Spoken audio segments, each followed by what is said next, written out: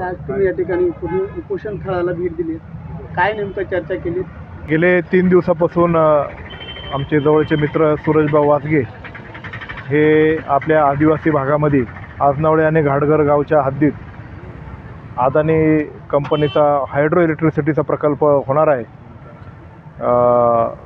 तो होऊ नये याच्याकरता आदिवासी समाजाला पाठिंबा देण्यासाठी आणि जे बाधित शेतकरी आहेत त्यांच्या पाठीमागे भक्कमपणे उभं राहण्यासाठी सूरजभाऊ वासगे आज उपोषणाला गेले 3 दिवसापासून बसलेले आहेत. ऑगस्ट क्रांती दिन आणि जागतिक आदिवासी दिनाच्या दिवशी त्यांनी हा एल्गार पुकारला आणि आज त्यांना भेट देण्यासाठी एक तालुक्याचा लोकप्रतिनिधी या नात्याने मी सूरजभाऊला इथं भेटण्यासाठी आलेलो आहे.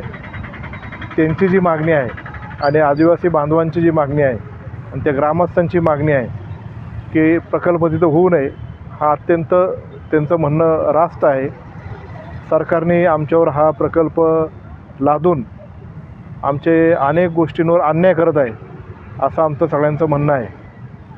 विशेषतः आदिवासी भागातले जे गावं आहेत हे प्यासा क्षेत्रातले गावं आहेत. प्यासा क्षेत्र म्हणजे भारत सरकारने विशेषतः आदिवासी बांधवांना त्यांच्या गावचा निर्णय घेण्याचा अधिकार हा तिथल्याच कारभाऱ्यांना दिलेला आहे.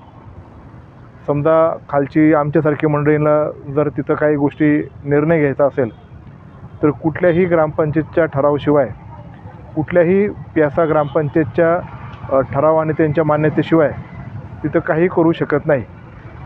फार देशाचे पदस्थ लोकप्रतिनिधी जरी आले आणि प्रशासकीय अधिकारी जरी आले तरी आदिवासी समाज जो आहे हा जल, जंगल आणि जमिनीशी जुडलेला माणूस आहे. त्यांचे चाली रीती हे एक वेगळ्या प्रकारच्या आहेत आणि म्हणून ते डिस्टर्ब व्हायला नाही पाहिजे याच्याकरता तो निर्णय घेतला आहे. आणि अशा प्रकारचा प्रकल्प करून तिथले शेतकरी जर उद्ध्वस्त करत असेल, तिकडची इकॉलॉजी डिस्टर्ब करत असेल तर हे मान्य नाही असं सगळ्यांचं म्हणणं आहे आणि त्याला माझा पाठिंबा आहे. 9 ऑगस्टचे जे काही कार्यक्रम झाला जागतिक आदिवासी दिनाचा, त्या स्टेजवर जे काही विद्यमान आमदार असतील शरददादा हे म्हटले की या ज्या काही प्रोजेक्टला 2022ला मान्यता मिळाली आहे त्याबद्दल काय? 2022ला मान्यता मिळाली नाही. 2022ला अदानी समूह आणि उद्योग विभागाच्या सचिवांनी MOU साईन केला होता. आता तो MOU साईन करताना आमच्या आजनावळे किंवा घाटघरच्या ग्रामपंचायतला किंवा लोकांना विचारलं आहे, तेव्हा मी आमदार असताना आम्हाला काय त्याच्यात विचारणा केली नाही. जेव्हा ज्या तारखेला तो MOU झाला त्यावेळेस म्हणजे जूनमध्ये, त्याच दरम्यान महाराष्ट्राच्या राजकीय पटलावर एक बंड एकनाथ शिंदेंनी केलं होतं आणि ज्या दिवशी MOU झाला त्या दिवशी उद्धवसाहेब ठाकरे मुख्यमंत्री होते आणि सुभाष देसाई उद्योगमंत्री होते. त्यानंतर एकनाथ शिंदे मुख्यमंत्री झाले आणि उदयजी सामंत उद्योगमंत्री झाले. म्हणजे हे सगळे शिवसेनेचेच आहेत, म्हणजे शरददादाचेच नेते मंडळी आहेत ते. मग आम्ही असं म्हणतो का की उद्धव साहेबामुळं झाला किंवा सुभाष देसाईमुळं झाला किंवा उदय सामंतमुळं झाला आणि मग हे शिवसेनेचं पाप आहे असं आमचं म्हणणं नाही आहे. हा परस्पर एका उद्योगपतींनी आणि तेव्हा प्रशासनाच्या सचिवांनी हा MOU केलेला आहे आणि त्याला आपल्या भारत सरकारने, ज्याच्यामध्ये NDAचे थोडे घटक पक्ष आहे, की भारत सरकारने हायड्रो इलेक्ट्रिसिटी प्रोजेक्ट या भारतभर जिथं जिथं असे जिओग्राफिकल कंडिशन असतील, जिथं साईट्स असतील तिथं डायरेक्ट MOU करून ते प्रकल्प राबवायचे अशा प्रकारचं त्यांचं प्रोत्साहन ते देतात आणि त्या अनुषंगाने भारत सरकारने हे केलेलं आहे. म्हणून याचा अर्थ कुणीही काही बोलायचं आणि कोणावर काही आरोप करायचा अज्ञानापोटी याला काही अर्थ नाही. विशेषतः हे संकट जे आपल्यावर आलेलं आहे ते आपण कशा पद्धतीने दूर करू शकू त्याच्यावर आपण जास्तीचा भर घेतला पाहिजे. आता अदानीला जर तिथं प्रोजेक्ट करायचा असेल तर अदानीचे काही हस्तक आहेत, प्रशासकीय अधिकारी असतील, ते आपल्या तालुक्यात फिरता येते ना, काही लोकांच्या संपर्क साधता येते ना. तसे काही लोक माझ्यापर्यंत पण काय आले किंवा ते सांगत होते की प्रकल्प करण्यासाठी तुम्ही मदत करा, हे करा.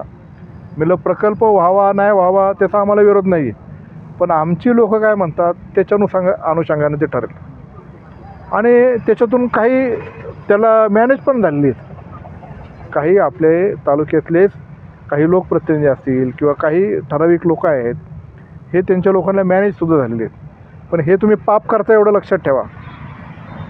हा प्रकल्प तिथं होऊ नये याच्याकरता आज जर आपला आदिवासी बांधव तिथले प्रकल्प जे ग्रस्त आहेत किंवा सूरजभाऊसारखे सामाजिक कार्यकर्ते असतील किंवा आम्ही असेल, आम्ही जेव्हा त्याला लढा देतो आहे त्यातून जर अशी तिरकी वाट जर बघत असेल तर तुम्हाला कोणीच माफ करणार नाही, एवढं मात्र तुम्ही सगळ्यांनी लक्षात ठेवावं. या ज्या काही सगळ्या घटना या ठिकाणी घडत आहेत आणि जे काही आजी माजी आमदारांच्या तुमच्यातल्या ज्या काही आरोप प्रत्यारोपाच्या फैरी आहेत त्या थांबतील का आणि तुम्ही दोघं एकत्र याल का या सगळ्या मुद्द्याला? मी कोणावरही आरोप केलेला नाही, विशेषतः आत्ताचे आमदार शरद सोनवणे यांच्यावर आरोप केलेला नाही. पण काही लोकांनी त्यांच्याकडून काय काय घेतले हे मला माहीत आहे. त्याचे पुरावे मला काही दिवसामध्ये मिळतील. पण तेव्हा उघड झाल्यानंतर तुम्हाला तोंड दाखवायला जागा राहणार नाही, एवढं मात्र ठामपणे येतं. माझा ह्या प्रकल्पाला विरोध आहे. माझा काय शरद सोनवणे काय करतात किंवा अजून इतर कोण काय बोलतात त्याचं मला काय हे नाही. हा प्रकल्प न होण्यासाठी आपल्याला काय काय करता येईल ते करण्याची आपली भूमिका आहे. म्हणून याच्यामध्ये कुठल्या प्रकारचं राजकारण आणता माझा कोणावर आरोप करण्याचा हेतू नाही, मला कोणावरही करायचं नाही. पण चुकीचं जर वागला तर त्याला मात्र जनता सोडणार नाही, एवढं मात्र मी नक्की सांगतो. आमदार महोदयांनी जे काही 21 तारीख आहे त्याच्या अगोदर एक सामूहिक बैठक घेऊन या सगळ्यावरती निर्णय घेऊ अशा पद्धतीचं एक विधान जागतिक आदिवासी दिनी केलेलं आहे. आपण त्या बैठकीला उपस्थित राहा? 100% राहणार. उलट आमदार साहेबांनी पुढं चाललं पाहिजे, आम्ही त्यांच्याबरोबर राहू. त्यांनी हा प्रकल्प इथं होणार नाही याच्यासाठी आपल्याला काय काय करता येईल ते सगळं करावं. आम्ही पण सपोर्ट करू, आम्हाला जे काय करता येईल ते करण्याचा प्रयत्न करू. त्यांच्याबरोबर राजकीय वाद किंवा ज्या काही गोष्टी आहेत ते तेव्हा इलेक्शनच्या दृष्टिकोनात इलेक्शनच्या वेळेस बघू ना.